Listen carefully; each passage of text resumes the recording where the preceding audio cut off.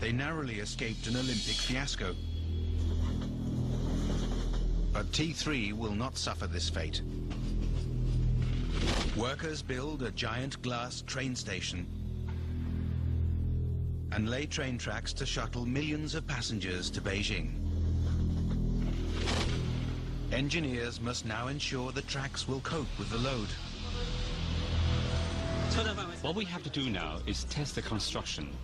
We simulate a train in a heavy load situation. Done! One more. Lift this side higher. Done!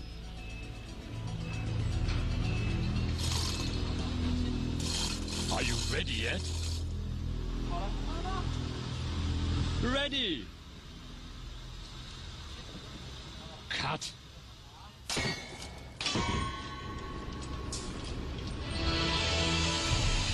Done!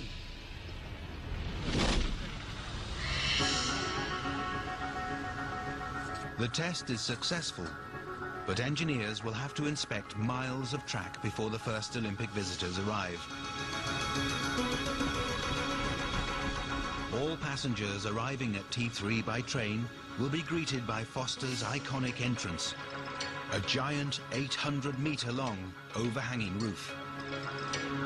Mr. Zhang's team at Terminal 3A is ready to start welding this structure, but just as work gets underway, engineers realize they're in big trouble. It's an unforeseen problem. The overhang is just too big. It'll stop light from getting into the terminal. Engineers must find a solution, but this will take time. With the Olympics fast approaching, it's time they don't have to spare. October 2005, and Beijing's new Terminal 3 is well underway. Mr. Zhang's construction team is about to start work on the main entrance to Terminal 3A on the south side of the site. Lord Foster has designed a signature piece, an 800-meter-long, 65-meter-wide cantilevered overhang. This sweeping curve is a key architectural statement. But there's bad news. We ran into a problem in the middle of construction. The original width of the overhanging roof was too large and would cause insufficient indoor light.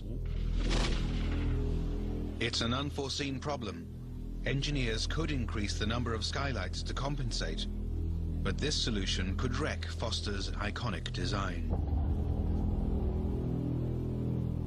They will have to shrink the overhang. It's cut back from an awe-inspiring 65 meters down to just 35. The entrance will be less dramatic, but it's the only way to ensure Foster's super terminal is flooded with light. Lord Foster also created an extraordinary roof design. The concept looked stunning, but Chinese engineers have never built a roof like it.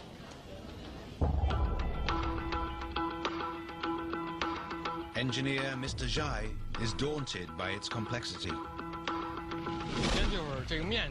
We have never come across something this big.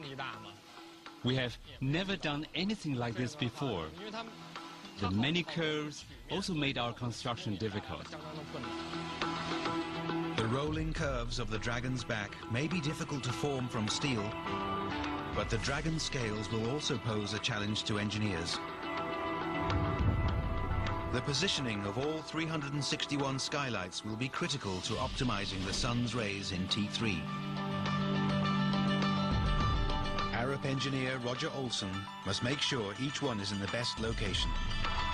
The vertical parts of the roof light face southeast, and that lets the early morning sunlight in. And then as the sun climbs higher in the sky, it goes through the horizontal glazing.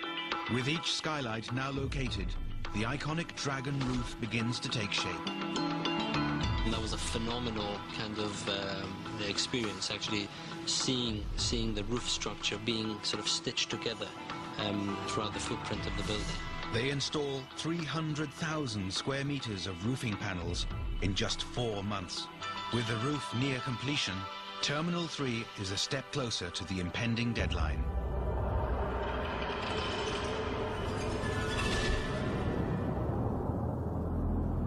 The 2008 Olympic Games will bring a surge of visitors.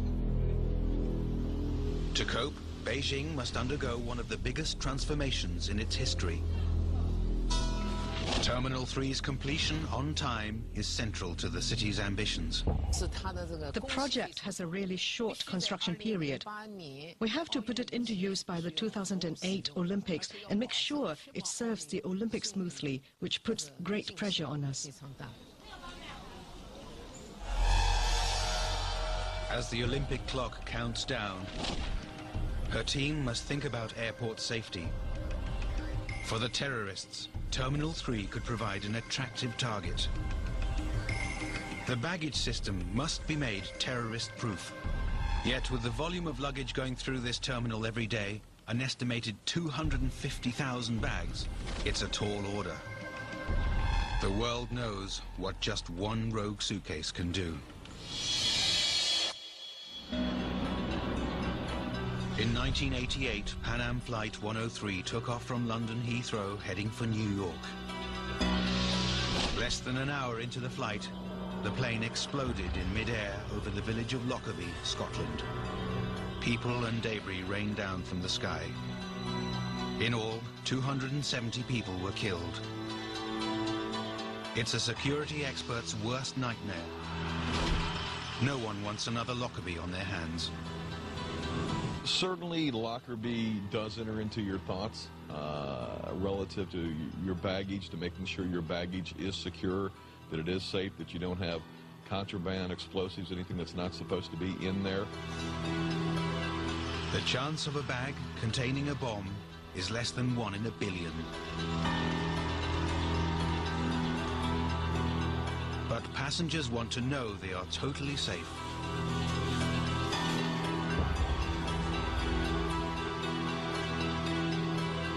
Jeff Martin believes Terminal 3's security system offers the best protection available. I'm certainly confident with the state-of-the-art technology, you know, the new systems using the computed tomography, that the bags that do get on the airplane are safe. It's one of the world's most advanced X-ray systems. Developed in Germany in their airport laboratory, Siemens have created the ultimate security machine. State-of-the-art scanners will examine 600 bags per minute. Powerful computers search for traces of explosives at lightning speed.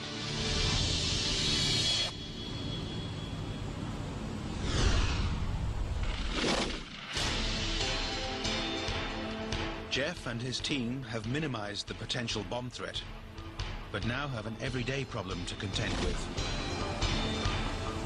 How to transport bags between Terminals 3A and 3B, a distance of over 2 kilometers. A conventional conveyor system wouldn't work, so it required new technology, an updated technology of a higher speed conveyor system.